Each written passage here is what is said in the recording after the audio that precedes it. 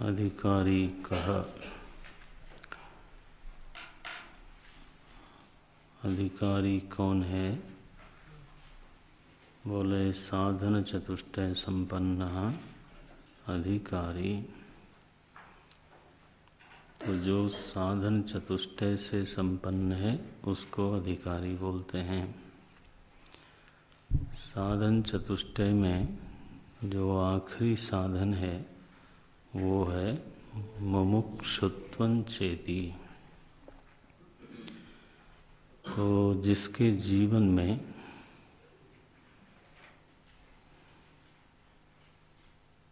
मोक्ष की इच्छा, मुक्त होने की इच्छा जन्म ले ले और वह इच्छा धीरे धीरे दृढ़ हो, उसकी संवेदना का विकास हो, बार बार इस बात का निश्चय होता जाए, इस बात की पुष्टि होती जाए कि परिस्थिति को चाहे जितना बदल लें, लेकिन परिस्थिति मिश्रित रहेगी, परिस्थिति में द्वंद्व रहेगा,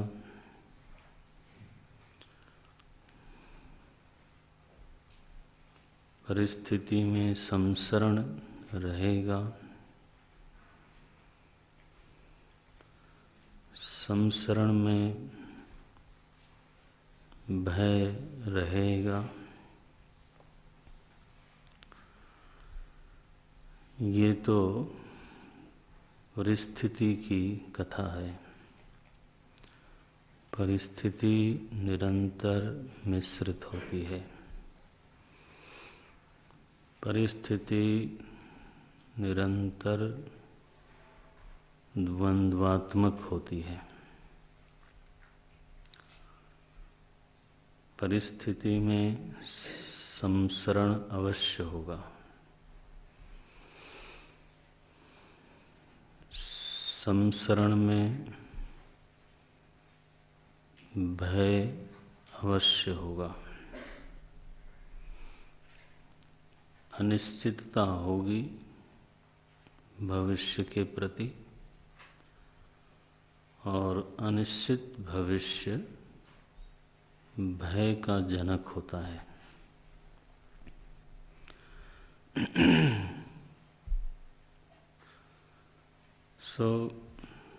परिस्थिति की तो यही कथा है, परिस्थिति की तो यही प्रकृति है। चाहे जितनी मर्जी परिस्थिति का निर्माण कर लें तो वो थोड़ा बहुत ऊपर से भेद दिखाई देता है, लेकिन परिस्थिति निवासियों की जो अनुभूति है वो लगभग सबकी बराबर होती है, एक जैसी ही होती है। हम सब लोग इस समय परिस्थिति निवासी हैं। कहाँ निवास करते हैं? परिस्थिति में निवास करते हैं।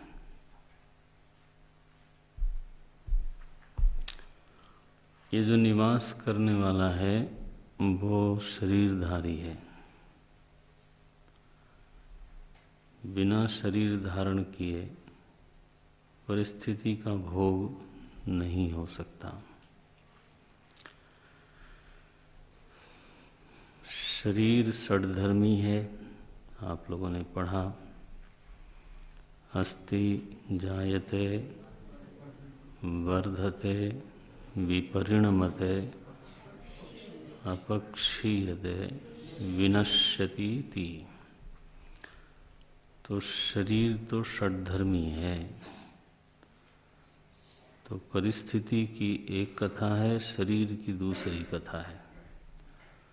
शरीर की स्थिति भी लगभग परिस्थिति जैसी ही है, किसी का भी शरीर पूर्ण स्वस्थ होवे, खासतौर से मनुष्य का, ये संभव ही नहीं है। तो अगर कोई ये दावा करता है कि मैं बिल्कुल स्वस्थ हूँ, तो ये एक आपेक्षिक सापेक्ष वाक्य हो सकता है।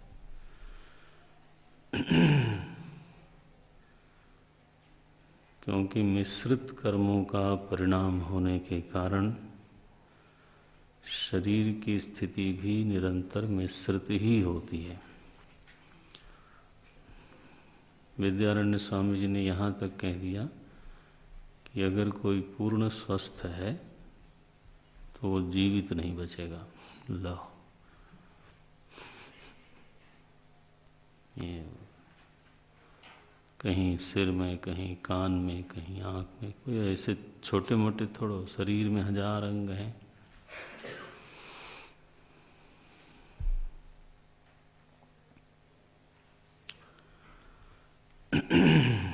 देखो, फिर दुर्बलता है, प्रबलता है, फिर प्रौढ़ अवस्था आते आते तो है ना, वो सब चीज़ें प्रकट होने लगती हैं। लोगों ने कह दिया वृद्धावस्था स्वयं एक बीमारी है। ये कह दिया, वृद्धावस्था स्वयं एक बीमारी है। कहते हैं जवानी वो है जो आके चली जाती है, बुढ़ापा वो है जो आके नहीं जाता है, बड़ा वफादार साथी है। It does not go.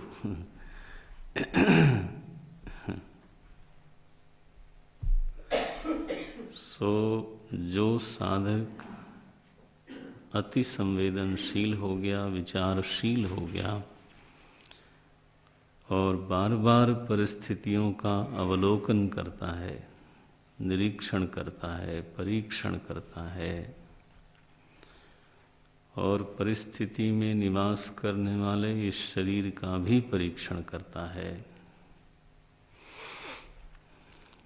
तो उसके भीतर जिस इच्छा का धीरे धीरे विकास होता है, जिस इच्छा का धीरे धीरे पल्लवन होता है,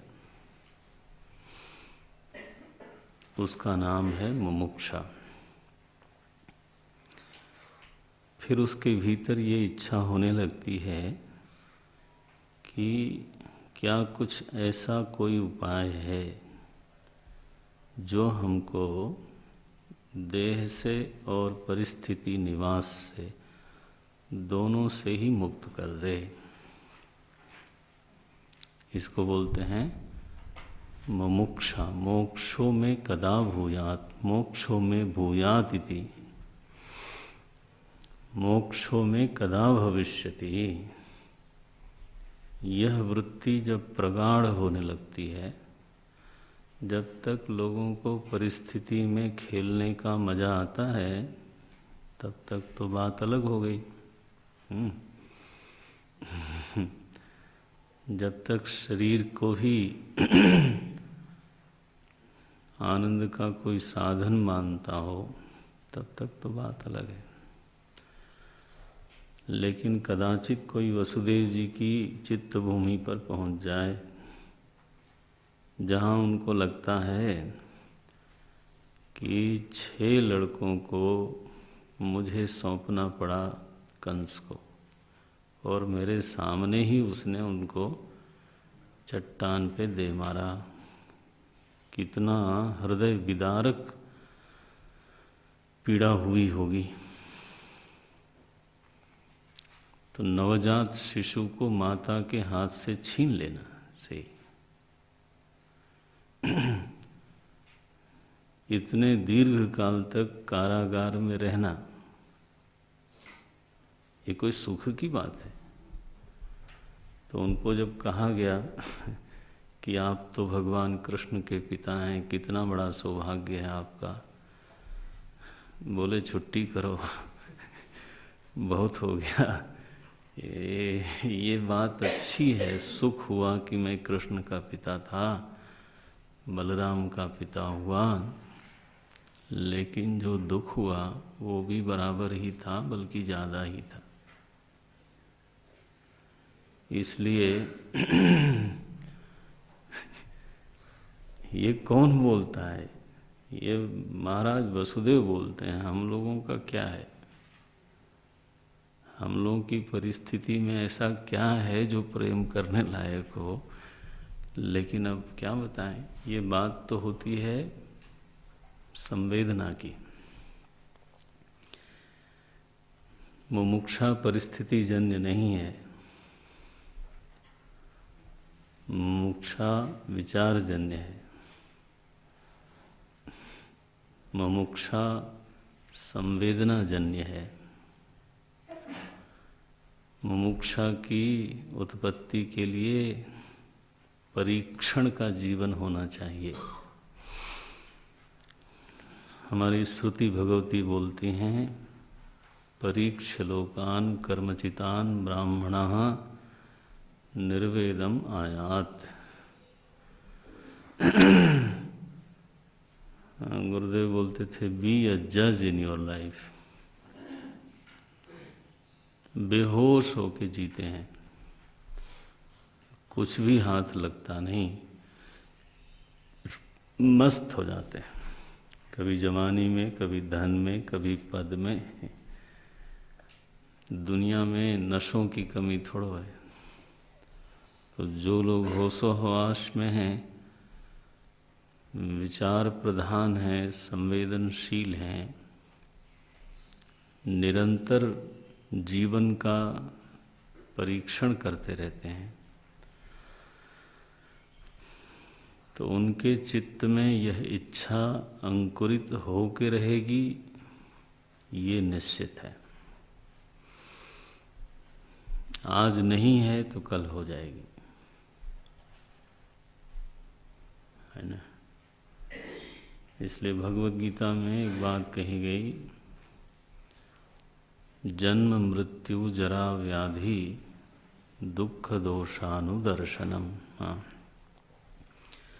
भगवान का सुझाव है कि आप इसको जरा देखते रहो। ये चीज़ें सबके जीवन में हैं, लेकिन सब लोग देखते नहीं हैं। अनुदर्शनम, वो भी एक बार देख लिया 2 साल में, वो नहीं। अनुदर्शनम, इसको देखते रहो। किसको? बोले जन्म को। एक परिस्थिति में निवास करने के लिए पहले तो गर्भवास करना पड़ेगा ना। अब बताइए, छोटे से गर्भाशय में, अब लोग कहते हैं वहाँ होश नहीं रहता। तुमने क्या, तुम्हारा तो, तुमको भी विस्मृत है, हमको भी विस्मृत है। हाउ डू यू नो कि वहाँ होश नहीं रहता? ऋषि लोग तो यही बोलते हैं, जन्मत मरत हैं, दूसरा दुख हो ही। होश तो हमें ये भी नहीं है कि हमारे शैशव काल में जब मैं 1 साल का था तब मुझे कितना कष्ट हुआ। होश है तो क्या कष्ट नहीं हुआ उस समय? चिल्लाए नहीं, रोए नहीं, गीले हो गए हैं उसी में पड़े हुए। मच्छर काट गया, पड़े हुए, दांत निकल रहे हैं, पड़े हुए, और सब चीज़ें वाइप आउट हो जाती हैं। इसका मतलब ये नहीं है कि उस समय वो घटना नहीं घटी।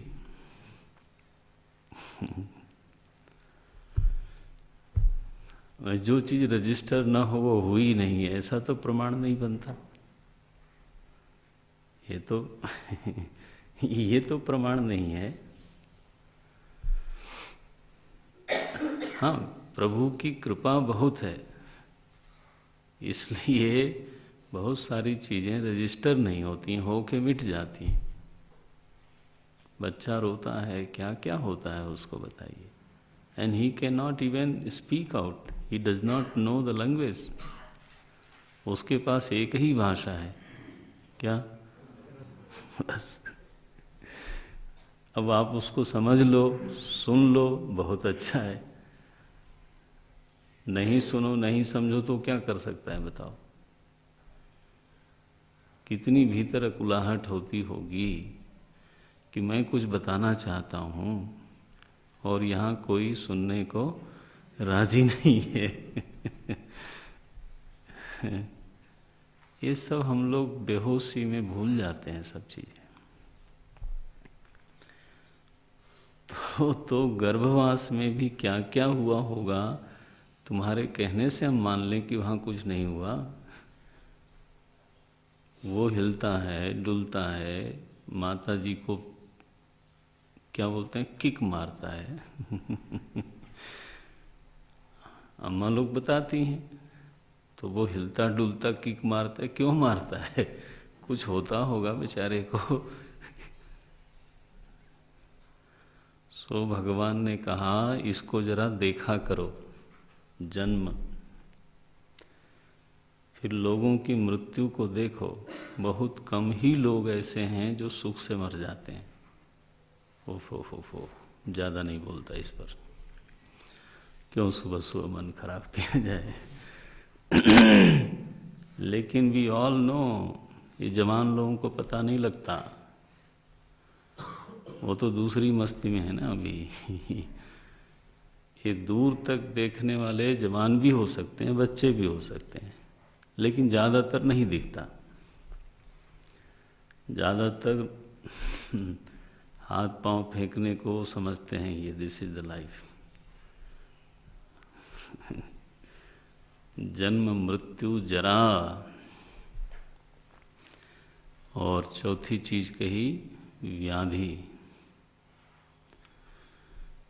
और पांचवी चीज कही दुख।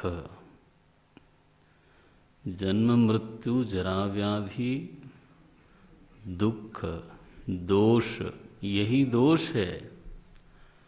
बोले आप लोग मुमुक्षु क्यों हो?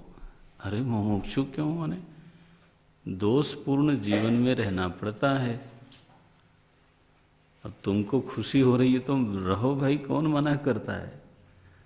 बट तपोवन जी महाराज तो नहीं रहना चाहेंगे ना। उनको तो नहीं लगता है कि ये रहने लायक दुनिया है।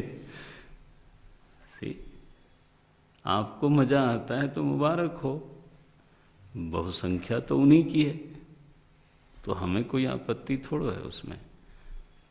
लेकिन मनुष्याणाम सहस्रेषु कश्चित् यतति, किसी के मन में आ जाता है तो हम तो उसको प्रणिपात करते हैं।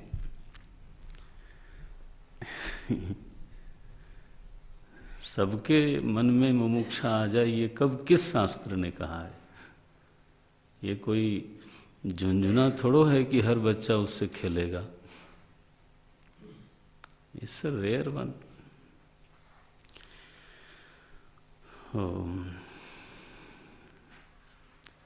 तो किसी के मन में आवे, प्रभु करे, फिर विकसित हो, दृढ़ हो, इतनी दृढ़ हो जाए कि बस वो घर में न रहने दे। ये नहीं तो उसके दृढ़ता पर शंका है। माफ करना मुझे, मैं बोल रहा हूं, क्योंकि निजगृहात् तूर्णम विनिर्गम्यताम मोक्षेच्छा व्यवसीयताम। ये तो वो इच्छा क्या जो आपको दीवाना न बना दे। लोग साधारण धन की इच्छा में, स्त्री पुरुष की इच्छा में, यश की इच्छा में, कुर्सी की इच्छा में दीवाना हो जाते हैं, और तुम कहते हो कि मोक्ष की इच्छा में कुछ नहीं होता, सब हो सकता है। तो आप खुश रहो, आपको पता नहीं है कि किसको ठगना चाहते हो आप। By saying that you are cheating yourself, nobody else. दूसरे व्यक्ति को क्या फर्क पड़ता है, समझाते रहो उसको।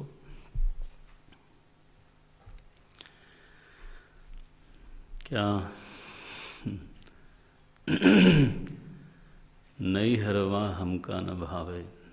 कबीर बोलते हैं ये जो दुनिया है ना, नैहर है, मायका है। तो वो मुमुक्षा को एक्सप्रेस करते हैं। मुमुक्षा कैसी है? बोले अब जो मायका है वो मुझको अच्छा नहीं लगता। What a beautiful expression. नई हरवा हमका न भावे, पिया की नगरिया परम अति सुंदर। शाबाश। जहाँ कोई जाए न आवे, नई हरवा हमका न भावे। तो ऐसा जब होने लगता है ना किसी महापुरुष के जीवन में, तो हम लोग उसको मुमुक्षा बोलते हैं और चर्चा में उसको शुभेच्छा बोलते हैं। घाटे इसको बोलते हैं शुभेच्छा। योग वासिष्ठ की भाषा में इसको बोलते हैं शुभेच्छा।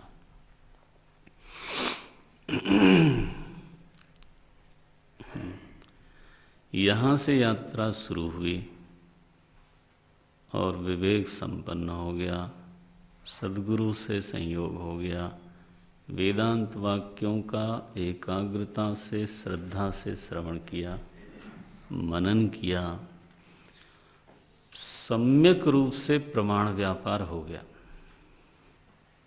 वेदांत वचनों का सम्यक रूप से श्रवण मनन करने को बोलते हैं प्रमाण व्यापार।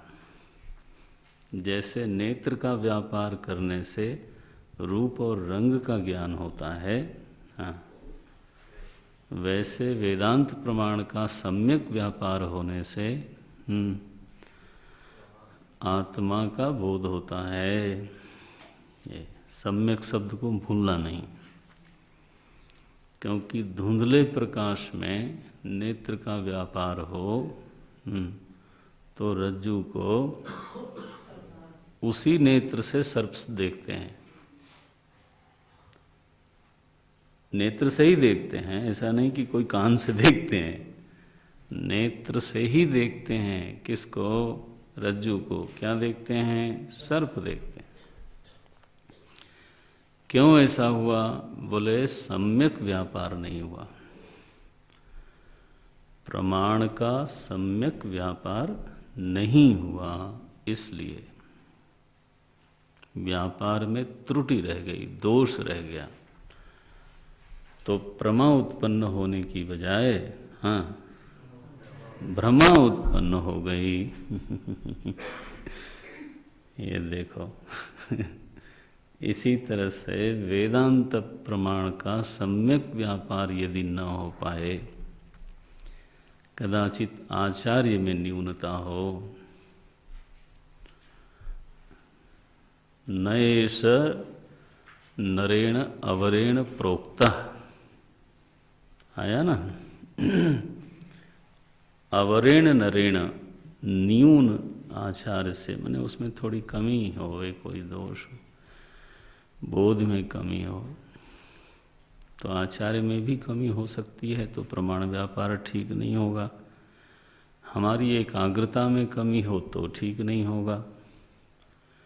हमारी श्रद्धा में कमी हो तो ठीक नहीं होगा। माने कई कारण हैं। जब वेदांत प्रमाण का सम्यक व्यापार संपन्न होता है,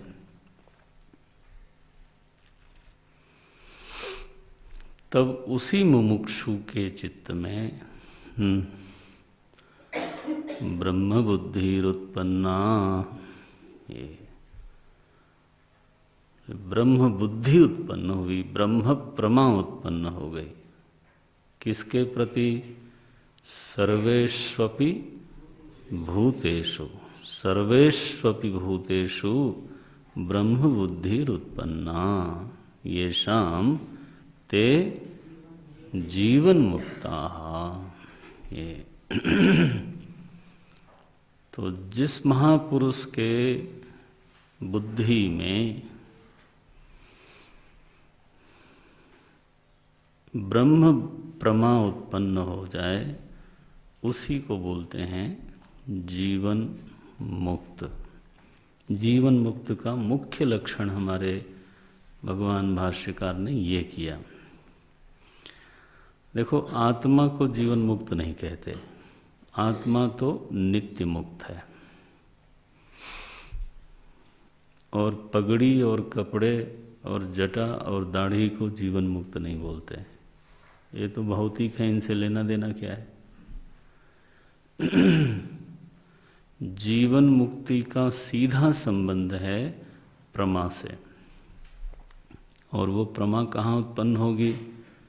ध्यान देना, आत्मा में नहीं, बुद्धि में। बोले महाराज बुद्धि में उत्पन्न हुई और मुक्त हो गए, ये क्या हुआ? असल में जो मूर्खता थी वो कहाँ थी? नारायण। जो ना समझी थी वो कहाँ थी? बोले वो भी बुद्धि में ही थी। तो निवृत्त कहाँ होगी? नेचरली जहाँ रोग है वहीं दवाई लगाओ। बोले नहीं, इस टांग में रोग है, मरहम कहाँ लगाते हो? बोले इधर लगाता हूँ, 1 महीने से लगा रहा हूँ। कुछ होता ही नहीं। तो बीमारी आत्मा में थोड़ो है, वो तो नित्य शुद्ध बुद्ध मुक्त पढ़ते हो ना आप, पादुका पूजा करते समय पढ़ते हो ना वो। उसमें कोई अशुद्धि नहीं, इसलिए शुद्ध करने की जरूरत नहीं है।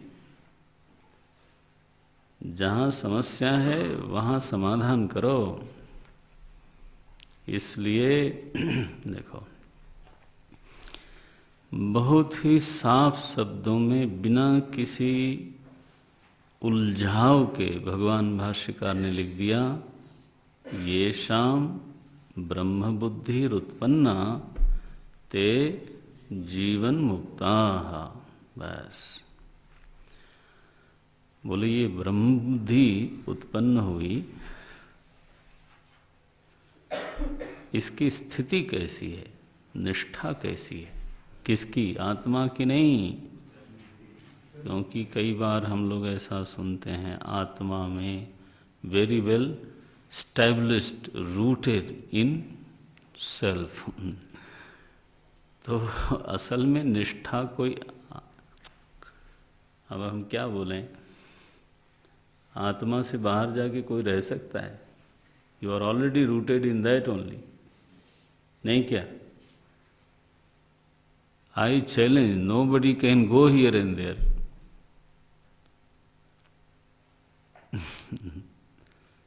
तो ये शब्द बोलना छोड़ दीजिए। निष्ठा किसको बोलते हैं? प्रमा की नितराम स्थिति को निष्ठा बोलते हैं। निष्ठा माने नितराम स्थिति ही। ये नितराम स्थिति ही थी निष्ठा। कस्य निष्ठा? प्रमाया, या प्रमा की जो सुदृढ़ता है, प्रमा की जो सुस्थिरता है, उसको बोलते हैं निष्ठा। और क्या? जब बोलते हैं आत्मनिष्ठ हैं तो आत्मबुद्धि उनकी सुस्थिर है। जब बोलते हैं ब्रह्मनिष्ठ है तो ब्रह्म बुद्धि उनकी सुस्थिर है।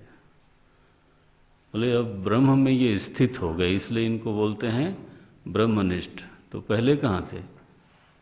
ब्रह्म के बाहर। बिना समझे बुझे अर्थ। पहले कहाँ थे? पूरी दुनिया उसी अधिष्ठान में रहती है, तो तुम आज हुए हो क्या?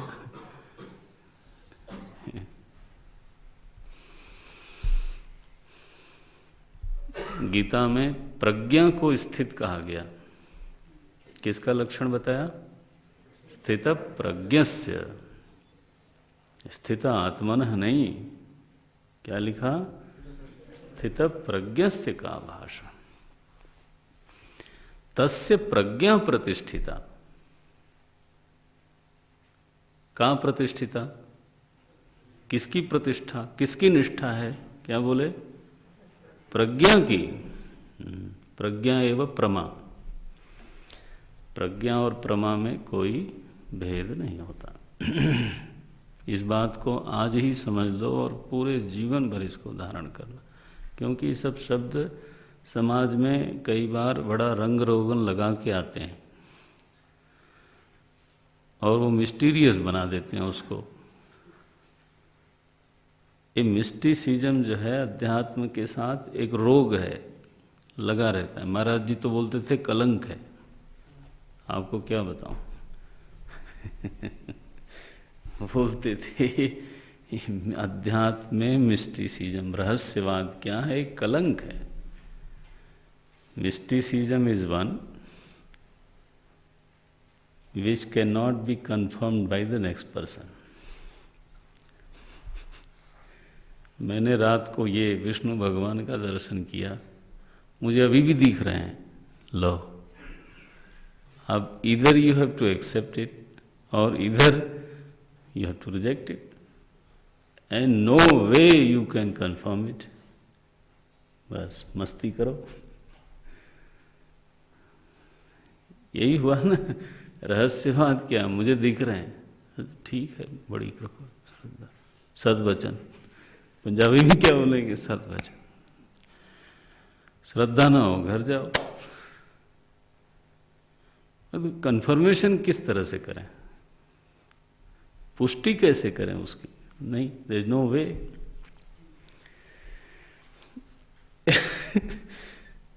इसको बोलते हैं रहस्यवाद। फालतू की चीज होगी, आप उससे दूर रहो। क्या करना है? अध्यात्म नहीं है वो, दुनिया ही है वो। कबीर ने एक पद और लिखा, आज कबीरदास जी की कृपा है। बोले साधो आवे जाए सो माया। क्या बोले? साधो जो आए और जाए सो माया। बस, चाहे कितना बड़ा पद हो, कितनी बड़ी स्थिति हो, कितना बड़ा दर्शन हो। मैंने अलौकिक दर्शन किया, आया, गया कि नहीं? बोले गया। तो कबीर ने कहा साधो, वो तो किसको संबोधित करते थे कबीर? साधो को। बोले साधो आवे जाए सो माया। क्या तुम पड़े हो माया के चक्कर में? कहते हो मुझे परमार्थ मिलता है, अध्यात्म मिलता है, तो माया में खेल रहे हो। गुरु नानक देव बोलते थे काल के बच्चे हैं ये। माया शब्द भी नहीं बोलते थे। क्या बोलते थे? काल के बच्चे हैं, काल में पैदा हुए। कहने का तरीका महात्माओं का अपना ढंग का है।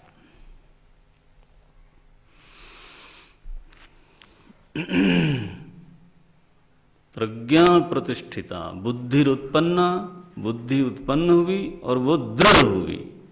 अच्छा जी, कैसी दृढ़ हुई? कुछ उपमा दो। प्रमा की दृढ़ता के लिए कुछ उपमा दें प्रभु। अब ये अगला वाक्य प्रमा की दृढ़ता की उपमा है। ये यथा, यथा माने, यथा माने जैसे, जिस प्रकार, जैसे शब्द जाना। यथा क्या हुआ? यथा माने उपमा हुई ना, जैसे। हाँ, क्या उपमा है? देहो हम। ओ क्या निष्ठा है इसमें। साधन करी पची पची मरी जाई। साधना करके करके करके मर जाता है आदमी और ये छूटता नहीं ही। देह भाव ओम नारायण पद्मभुवम वशिष्ठम जाता नहीं से। ऐसी स्थिति है महाराज। पुरुषो हम, जागृत अवस्था में दिन भर पुरुषो हम वृत्ति लगी रहती है। बोले इस वृत्ति को आप बनाने के लिए जप करते हो? नहीं, मैं एक माला जप करता हूँ, सुबह पुरुषो और एक माला सोने के पहले करता हूँ। इस जप से मेरी ये निष्ठा हो गई है क्या कि मैं पुरुष हूँ। मूर्खाधिराज,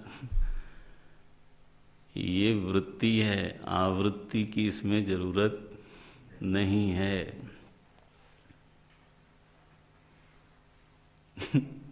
अब देखो भला, बोले मैं ना ध्यान करता हूँ रोज, जप तो नहीं करता, ध्यान करता हूँ। पहले सूर्य भेदी प्राणायाम करता हूँ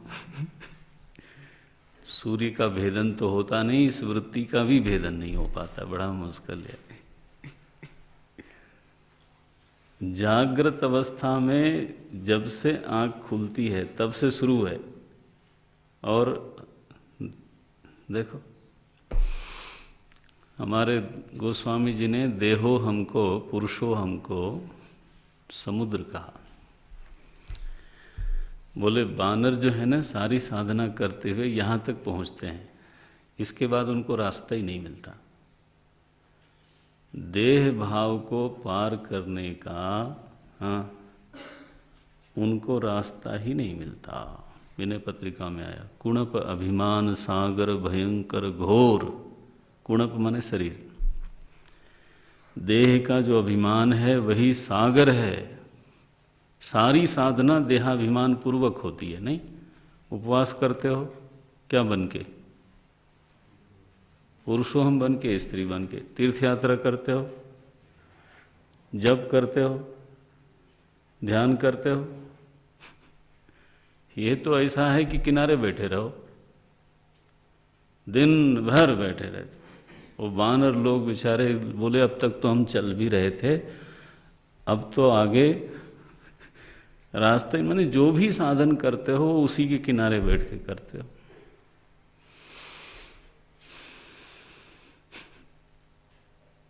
no way of crossing it. तब तो अंगद जी ने कहा मरना निश्चित है। इवन जामुन जी को मालूम नहीं कि अब कैसे चलें आगे। ये तो हनुमान जी महाराज हैं जो पार करते हैं। कब रामायण देखेंगे तब चर्चा करेंगे इस पर। ये देखो गंभीर बात उसमें छिपी हुई है। सो ऐसी पक्की निष्ठा है। जागृत में सुबह से संध्या तक साधन भजन करते रहो, क्या बन के?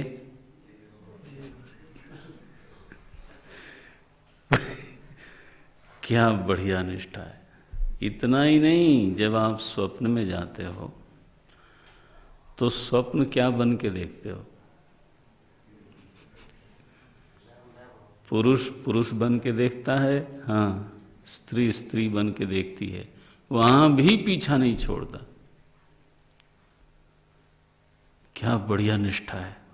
उपमा देखो जरा भगवान भाष्यकार की, कोई साधारण उपमा नहीं दी है। जैसे यह बुद्धि कि मैं पुरुष हूं या मैं स्त्री हूं, ये छूटती ही नहीं। न इसके लिए जप करना पड़ता है, हाँ, न इसके लिए ध्यान करना पड़ता है, न इसके लिए अब आगे सत्संग करना पड़ता है। कौन सा साधन करते हो बोलो? बोले क्या बताऊं, ये बुद्धि साधन निरपेक्ष है, जम गई है बिल्कुल। बोले यथा तथा। देखो क्या लिखा, यथा, जैसे ये जमी हुई है बिना किसी साधन के, हाँ जी, तथा, ठीक वैसे ही।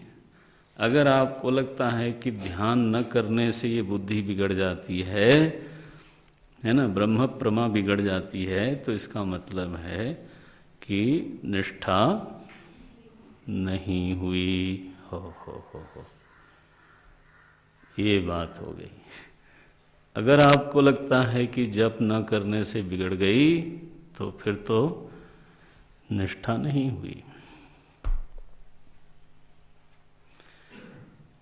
ये हुआ ना, अगर लगता है कि सत्संग न करने से बिगड़ गई, हाँ, निष्ठा नहीं हुई। भाई जिसके ब्रह्मनिष्ठ जीवन मुक्त महापुरुष के जीवन में साधन अगर बने हुए हैं तो वो मंजिल पे कैसे पहुंचा? अगर सड़क बनी हुई है, आदमी चल रहा है और कहे मैं मंजिल पर पहुंच गया, अब मंजिल पे पहुंचने का मतलब है सड़क क्या खत्म हो गई, चलना that is called you have reached. See, साधन निरपेक्ष स्थिति, उसको बोलते हैं निष्ठा। दृष्टांत देखना क्या बढ़िया, हम लोग तो जब देखो जैसे मर्जी वैसे ही दृष्टांत दे देते हैं। दृष्टांत खोज के सम्यक लाना पड़ता है। बोले यथा तथा, जैसे ये प्रमा नहीं बल्कि भ्रमा है, फिर भी इतनी दृढ़ता से स्थिर हो गई है। देहो हम, पुरुषो हम, ब्राह्मणो हम, हाँ, शूद्रो हम। दृढ़ निश्चय अस्मीति, दृढ़ निश्चय। ये क्या है? ये पुरुषो हम, ब्राह्मणो हम इत्यादि क्या है? बोले ये निश्चय है। कैसा निश्चय है? हिलता डुलता नहीं, दृढ़ निश्चय। इसमें कभी कोई विपर्य नहीं होता, कभी कोई डाउट नहीं आता। किसी स्त्री को डाउट हो जाए कि पता नहीं मैं स्त्री हूं कि नहीं महाराज बड़ा मुश्किल हो जाएगा। किसी पुरुष को डाउट हो जाए तो वो क्या है, वो क्या नाम है, पांडा साहब है ना एक महाराज IG officer, look at this fellow, shame on the police department. वो कहता है मैं अपना काम तो ठीक करती हूं, पुरुष है अरे रामा, इट वॉज सिकनिंग। चलो हो गया, किसी तरह से छुट्टी हो गई उनकी। कोई संशय विपर्य होता है क्या ऐसे काम में? दृढ़ निश्चय, पारिभाषिक रूप से, शास्त्रीय रूप से बोलते हैं, वह निश्चय दृढ़ कहलाता है जिसमें संशय न हो और विपर्य न हो। दृढ़ निश्चय का ये लक्षण है। दृढ़ निश्चय, बोलो जरा पहले वाला जो मैंने बोला था, त्रिविधा शास्त्रस्य, त्रिविधा शास्त्रस्य प्रवृत्ति ही, याद रखो भाई। बोले आप डिमांड बहुत करते हो, वो तो उसको पूरा करना आपका काम है। मैं तो जो नहीं पढ़ाया वो डिमांड नहीं करता। त्रिविधा शास्त्रस्य प्रवृत्ति, उद्देश्य, लक्षण, परीक्षा च। ये तो उद्देश्य क्या है? दृढ़ निश्चय। लक्षण क्या होगा? संशय, वह निश्चय जिसमें हाँ संशय न हो और विपर्य न हो, उस निश्चय को बोलते हैं दृढ़ निश्चय। परिभाषा बन गई। अशुद्ध हो सकता है, ध्यान रखना। ये भ्रमा जो है ना, पुरुषो हम, ब्राह्मणो हम, शूद्रो हम, ये अशुद्ध निश्चय है, लेकिन हाँ दृढ़ निश्चय है, क्योंकि इसमें कभी डाउट ही नहीं होता। वन, दूसरा विपर्य का मतलब है पुरुष को कभी ये भाव नहीं आता कि मैं स्त्री हूं, विपरीत भाव नहीं आता। ये इसको बोलते हैं दृढ़ निश्चय। ये परिभाषाएं याद रखना जरा आप लोग, तो बहुत काम आएगा और वेदांत का फिर आनंद आने लगता है। ये सुपरफिशियल वेदांत नहीं चाहिए, पक्का चाहिए। क्या बोलते हैं? यथा देहोहम पुरुषोहम ब्राह्मणोहम शूद्रोहम अस्मीति इति दृढ़ निश्चय। जैसे यह दृढ़ निश्चय है, ये उपमा है, ध्यान रखना, सिद्धांत नहीं है। जैसे ये दृढ़ निश्चय है वैसे ही तथा, तथा शब्द आया ना, यथा तथा नाहम ब्राह्मण न शूद्र न पुरुष, किंतु अब देखो निश्चय का स्वरूप बताते हैं। किंतु जिस अहम को तुम पुरुष बोल रहे थे, जिस अहम सत्ता को तुम पुरुष रूप में अनुभव करते थे, ब्राह्मण रूप में अनुभव करते थे, उसी अहम सत्ता को, किसी और को नहीं, ध्यान देना, उसी अहम सत्ता को अब महापुरुष कैसा अनुभव करते हैं? असंग न सज्जते, किसी के साथ इसका संग नहीं होता। दृष्टा का दृश्य के साथ कभी कोई संग नहीं होता। ये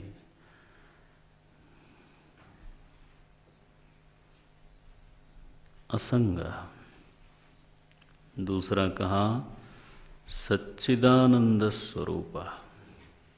यह जो अहम सत्ता है उसका स्वरूप क्या है? बोले सच्चिदानंद स्वरूप, सत है वो। अहम सत्ता है, कैसी है? अबाधित है। कैसी है? तीनों कालों में है। कैसी है? बिना परिवर्तन के है। इसको बोलते हैं सत का अनुभव। क्योंकि आपने सत के बारे में पढ़ा है क्या? त्रिकालेपि तिष्ठति इति सत। ये तो वो यहाँ पर अब घटाना है, क्योंकि आत्मा को, अहम को बोल रहे हैं सत, तो अहम में सत का लक्षण घटना चाहिए। चित मैं ज्ञान स्वरूप हूँ। चित किम पढ़ा ना आपने? ज्ञान स्वरूप। मैं हूँ और मैं ही जानता हूँ कि मैं हूँ। मेरे होने को किसी और की पुष्टि नहीं चाहिए। मेरे होने को किसी और का अनुमोदन नहीं चाहिए। मेरे होने के लिए बुद्धि की भी जरूरत नहीं है। बुद्धि मेरे होने के बाद सिद्ध होती है, बुद्धि से मैं सिद्ध नहीं होता। इसलिए चित रूप। और अहम सत्ता सबसे प्यारी सत्ता है। सबसे प्यारी सत्ता अगर कोई है तो अहम सत्ता ही है। जो इदम सत्ता है, इदम माने दिस, यह जो इदम सत्ता है, उसमें कभी कोई चीज़ प्यारी लगती है, दूसरे ही क्षण वो प्यारी नहीं लगती।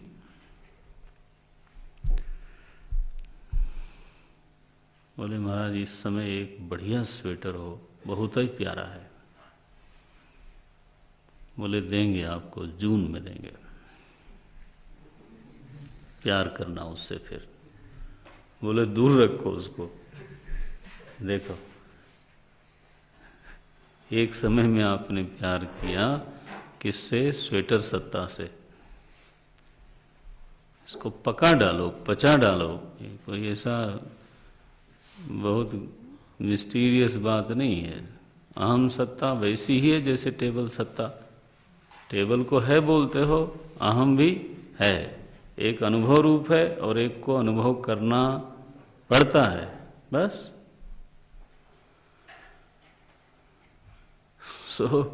ये जो दूसरी सत्ता है वो कभी प्यारी लगती है, कभी नहीं लगती है। एक व्यक्ति कभी ठीक लगता है, प्यारा लगता है, नहीं लगता है। चुनौती है, दुनिया में एक सत्ता का नाम ले लो जिससे तुम निरंतर प्यार करते हो। चैलेंज बोलता हूं।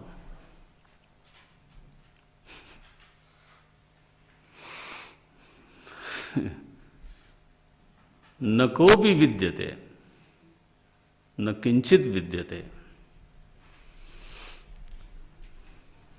से निरंतर जिस सत्ता से प्रेम है वो अहम सत्ता ही है।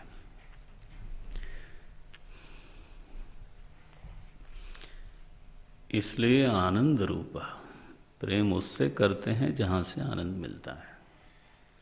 ये टेबल तकलीफ देने लग जाए ना, फिर हाँ, और मेरे टेबल को छूना नहीं। क्यों भाई? अरे उससे लिखने में मजा आता है। जब तक चीज मजेदार न हो आप प्रेम नहीं कर सकते। कुछ नियम होता है, प्रेम का भी कुछ नियम होता है। प्रेम कोई नहीं बोलता नहीं, गाने बजाने का नाम नहीं है। ये तो कुछ नियमों के आधार पर सिद्ध होता है। कहीं सिद्ध होता है, कहीं पर नहीं होता है। What to do? हमको कोई लाख कहे इसे करो प्रेम, अब वो नहीं होता तो मैं क्या करूं? सी,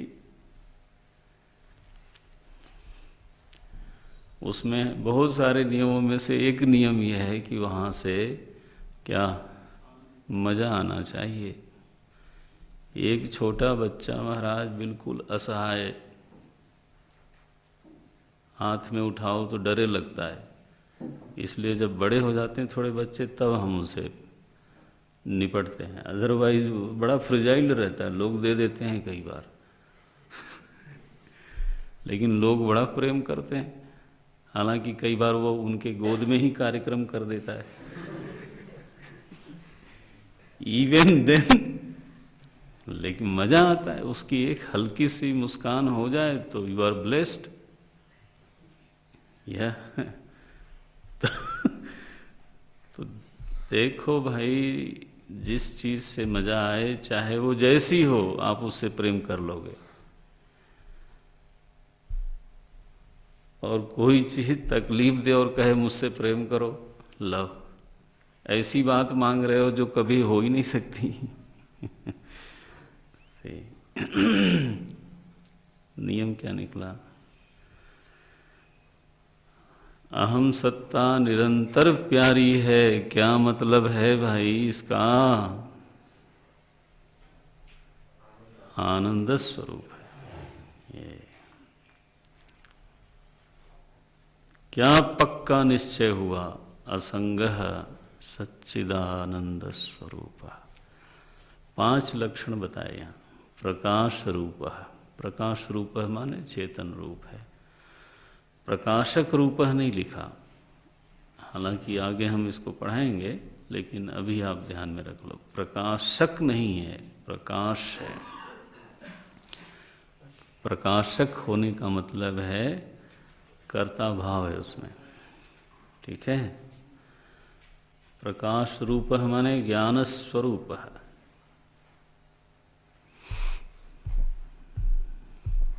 इसका भौतिक दृष्टांत बहुत दूर तक सफल नहीं है, लेकिन भौतिक दृष्टांत है कि जैसे रात का समय हो और कमरे में मानो घड़ी रखी हो, कहा जाए जरा ले आना घड़ी, तो आपको दीपक को ले जाकर बोले घड़ी लाने को बोला है, तुम दीपक क्यों जलाते हो? बोले घड़ी दिखाई नहीं देगी ना। बोले अच्छा अच्छा, घड़ी देखने के लिए दीपक ले जा रहे हो। थोड़ी देर बाद उन्होंने कहा कि जाके देखो जरा उस कमरे में दीपक जल रहा है कि नहीं। तो वो जाने लगा। बोले दीपक तो ले जाओ फिर। अरे बोले महाराज दीपक किस लिए? बोले नहीं, वहां दीपक देखने के लिए दीपक नहीं चाहिए। बोले दीपक देखने के लिए क्यों नहीं है? अब गुरु पूछ रहे हैं उससे।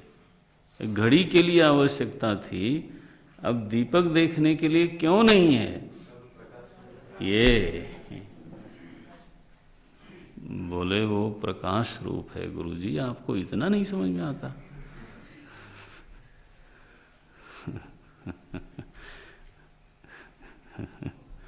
देखा? तो ये बुद्धि, मन, इंद्रियां, शरीर, दुनिया, ये सब घड़ी की तरह है। इनको देखने के लिए आत्मदेव की जरूरत है, लेकिन आत्मदेव को देखने के लिए किसी की जरूरत नहीं है। इसको बोलते हैं क्या? प्रकाश रूप। ये ना ढूंढने डालना कि ट्यूबलाइट वाला प्रकाश है कि बल्ब वाला प्रकाश है। लोग महाराज रंगीन प्रकाश देखते हैं और फिर बोलते हैं आत्मदर्शन हुआ। क्या करें? रंगीन महाराज, कभी नीला देखते हैं कभी पीला, और बड़ी सीरियसली पूछते हैं कि मैंने भ्रू मध्य में एक नीली नीली ज्योति देखी, वही आत्मा था। दूसरे दिन वो पीली हो गई।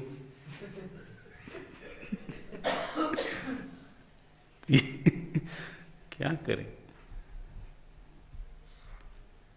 आफ्टर ऑल माया महारानी भी कोई छोटी मोटी चीज थोड़ो है। उनका भी तो काम बढ़िया है।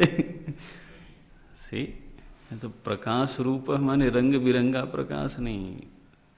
प्रकाश माने जिसके होने के लिए दूसरे किसी की भी किसी प्रमाण की आवश्यकता नहीं है। ये नहीं दीपस्य अन्य दीपेच्छा, ये भगवान शंकराचार्य जी का दृष्टांत है आत्मबोध में। अभी इसके बाद आपको पढ़ाया जाएगा। नहीं दीपस्य अन्य दीपेच्छा, ऐसे प्रकाश रूप सर्वांतर्यामी। हो। अब ये लक्षण जो है ये उपदेश है न, बुद्धिरुत्पन्ना है। सर्वांतर्यामी, मैं सत्ता, अहम सत्ता कैसी है? बोले सबके अंतर में रह करके सबकी बुद्धियों का नियमन करती है। इस पर मैं ज़्यादा अभी नहीं बोलता, पहला ग्रंथ है, लेकिन ये बहुत गंभीर लक्षण है। 2-4 ग्रंथ पढ़ाने के बाद इस पर चर्चा करेंगे, और जब भगवद गीता शुरू होगी तो विशेष चर्चा होगी। अभी आप इसको इतना ही समझो। सर्वांतर्यामी माने सर्वेषां अंतः स्थितः सन्न यमयति, सभी के हृदय में अंतर में रह करके यमयति, यमन करती है, नियमन करती है जो सत्ता, उस सत्ता का नाम है क्या? सर्वांतर्यामी। केवल अंतर्यामी कहें तो उससे बात पूरी नहीं होती। अंतर्यामी माने क्या? अंतः स्थितः सन्न यमयति, हमारे भीतर रह करके जो यमन करे। लेकिन यहाँ तो केवल एक आदमी का नाम नहीं है, यहाँ क्या है? सर्वांतर्यामी। सर्वेषां अंतस्थितः सन्न यमयति नियमयति इति सर्वांतर्यामी। ओहो, चिदाकाश रूपोस्मीति। चिदाकाश का अर्थ ये सब गंभीर गंभीर शब्द हैं, थोड़ा थोड़ा अभी समझिए। आकाश, देखो इसको अब छोड़ दो लिखना। आकाश उसको बोलते हैं जो अवकाश देता है, which gives you accommodation. The space is one, space is something which gives you accommodation. आकाश की मूल परिभाषा यही है, अवकाशात्मकः आकाशः। ध्यान देना, अवकाश आकाश का स्वरूप है और शब्द आकाश का गुण है। थोड़ा कहीं चाहे तो नोट कर लें, शब्द आकाश का गुण है।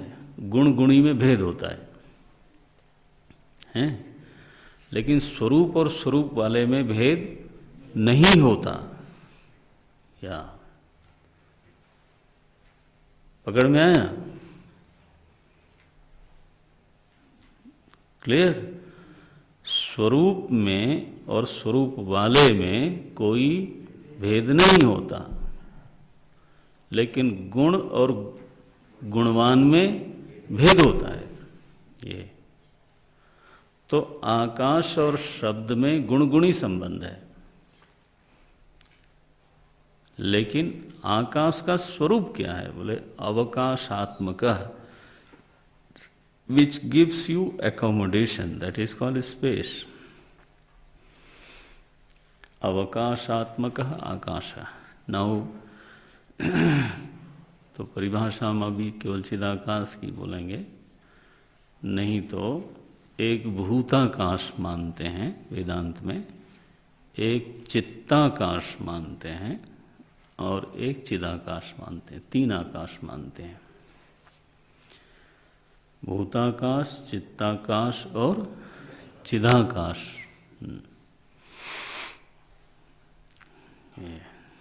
भूताकाश जिसमें ये शरीर है, ठीक है?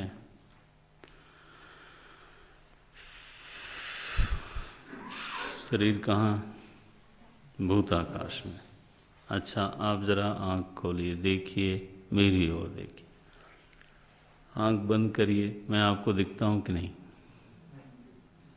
आंख बंद करिए, आपके मन में मैं दिखूंगा, ठीक है? तो जब मैं दिखता हूँ, वो मैं कहाँ हूँ?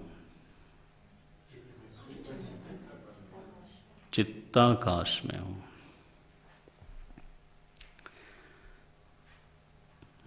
वो जो मेरा शरीर है वो फिर वो भूताकाश में नहीं है, कहाँ है? चित्ताकाश में है। और चित्त कहाँ है? चिदाकाश में है। ये सो चिदाकाश is one which gives the accommodation to chitta।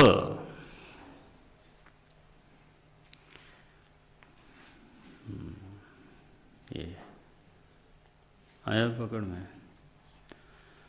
चित्त को जो रहने की जगह देता है, चित्त जहाँ निवास करता है, उसको बोलते हैं चिदाकाश। ये देखो, आखिर चित्त भी कहीं होना चाहिए। Who is giving the accommodation to चित्त? बोले जो देता है उसको बोलते हैं चिदाकाश। सो चिदाकाश रूप है। क्या मतलब है? मैं चित्त नहीं हूं, न भूताकाश न चित्ताकाश। I am the one who gives the accommodation to this mind also. What a declaration! What a big declaration जिसको बोलते हैं। शिव जी महाराज यही हैं हमारे, चिदाकाश रूपः शिवोहम शिवो। ये जो मांस मज्जा से बना हुआ है उसको नहीं बोल रहे हैं वो शिवोहम शिवोहम, तब तो नरकगामी ही होना पड़ेगा।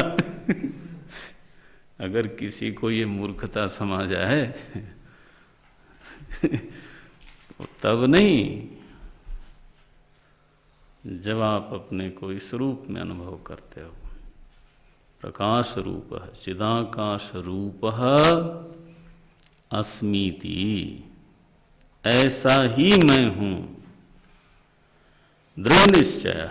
दृढ़ निश्चय रूप अपरोक्ष ज्ञानवान। ओफो, बढ़िया काम है। ऐसे बढ़िया वाक्य है महाराज, जब आप ब्रह्म सूत्र पढ़ोगे ना तब भी इसका खंडन नहीं होगा। निर्दोष वाक्य है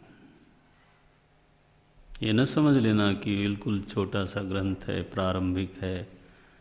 भगवान शंकराचार्य लिखें तो चाहे वो प्रारंभिक हो चाहे अंतिम हो, उस वाक्य में कोई शिथिलता नहीं हो सकती। कैसा अपरोक्ष ज्ञान है? बोले निश्चय रूप अपरोक्ष ज्ञानवान। कैसा देखो शब्द क्या लिखते हैं, दृढ़ निश्चय रूप। ये हिंदी का पब्लिकेशन, आई एम सॉरी, ठीक नहीं है। ये रूप दृढ़ निश्चय के साथ जाना चाहिए। बहुत ही संस्कृत की ना जानकारी से ऐसा होता रहता है। दृढ़ निश्चय रूप एक साथ होगा और फिर अपरोक्ष ज्ञानवान। यहां रूप को अपरोक्ष के साथ मिला दिया, बताओ। और दृढ़ निश्चय में कोई विभक्ति भी नहीं लगाई। हरिओम तत्सत। थैंक गॉड नहीं लगाई, नहीं तो दृढ़ निश्चय कर देते तो दृढ़ निश्चय रूप अपरोक्ष ज्ञानवान। देखो मूल बात तो यह है कि निश्चय दृढ़ है। मूल बात क्या है? निश्चय दृढ़ है। ये प्रमाण से निष्पन्न होने के कारण निश्चय दृढ़ है। अभी आपने दृढ़ता की उपमा सुनी, मैं थोड़ा दूसरी उपमा देता हूं निश्चय की दृढ़ता के ऊपर। जैसे आपका निश्चय दृढ़ हो गया कि अग्नि उष्ण है, ठीक, पक्का निश्चय हो गया कि अग्नि उष्ण है, हो गया। तो ये तो कहा जाएगा कि ये जो आपका निश्चय है वो दृढ़ निश्चय है। लेकिन अग्नि चूंकि प्रत्यक्ष वस्तु है, इसलिए किसके विषय में निश्चय हुआ? प्रत्यक्ष के विषय में निश्चय हुआ। अग्नि कहाँ है? हाँ, प्रत्यक्ष है। तो निश्चय किसके विषय में हुआ? प्रत्यक्ष के विषय में हुआ। गुड। मानो ये निश्चय हो जाए कि पर्वत पर अग्नि है, क्योंकि धुआं उठ रहा है। क्योंकि धुआं उठ रहा है ना, इसलिए भले ही मैं अग्नि को नहीं देख रहा हूं, फिर भी धुआं तो बिना अग्नि के हो नहीं सकता। इसलिए निश्चित रूप से हाँ, वहां अग्नि है, निश्चित हो गया। ओके।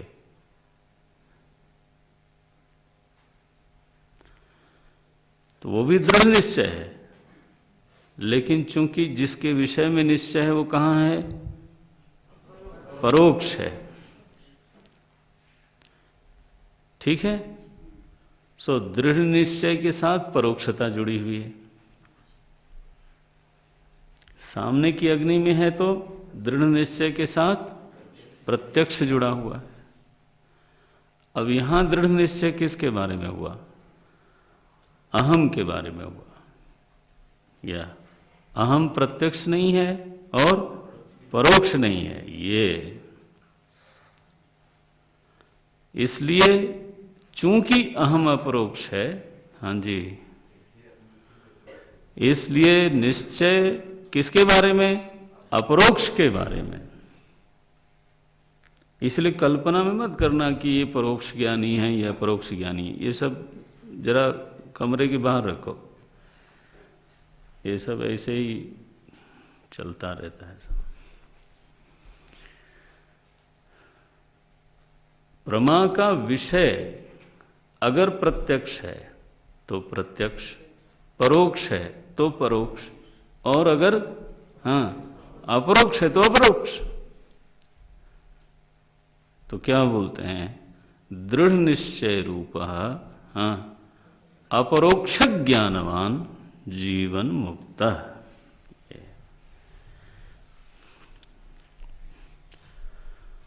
अपरोक्ष ज्ञानवान, अपरोक्ष ज्ञान वाला। बोले महाराज ये ज्ञान कैसा है? बोले ज्ञान क्या, इतना समझाया। दृढ़ निश्चय रूप है,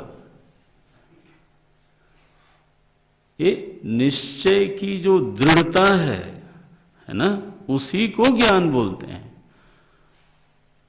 और निश्चय की दृढ़ता जिस वस्तु के विषय में है वो कहाँ है? हाँ वो अपरोक्ष है।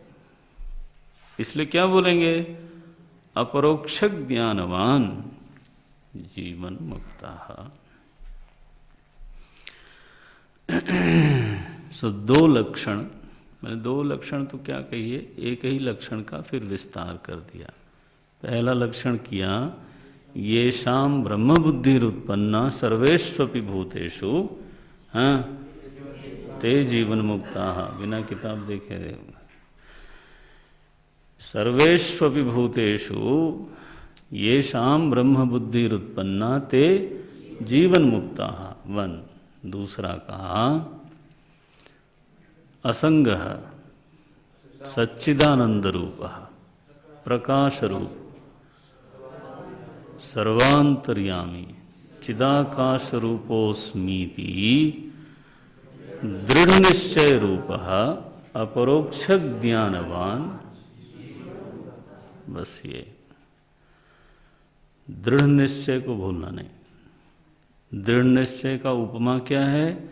यथा देहोहम पुरुषोहम ब्राह्मणोहम शूद्रोहम अस्मीति हैं, तथा। ये अब इस पर आप मनन करना। ओम नारायण। ओम पूर्णमदः पूर्णमिदं पूर्णात् पूर्णमुदच्यते पूर्णस्य पूर्णमादाय पूर्णमेवावशिष्यते। ओम शांति शांति शांति। हरि ओम श्री गुरुभ्यो नमः। हरि ओम।